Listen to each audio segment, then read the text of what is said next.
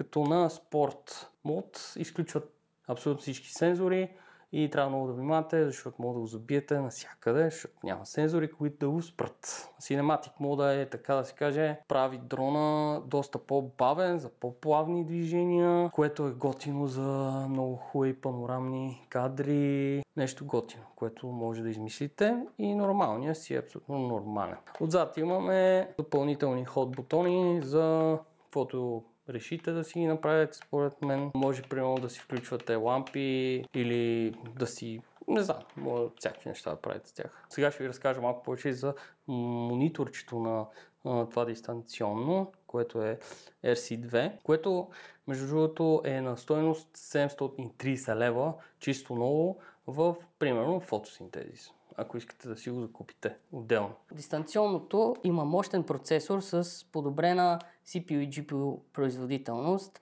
5,5 инчов Full HD дисплей, вградена памет от 32 ГБ. Значи забележете, тук имате вградена памет 32 ГБ и на дрона, който ще покажа след малко, има още 48 ГБ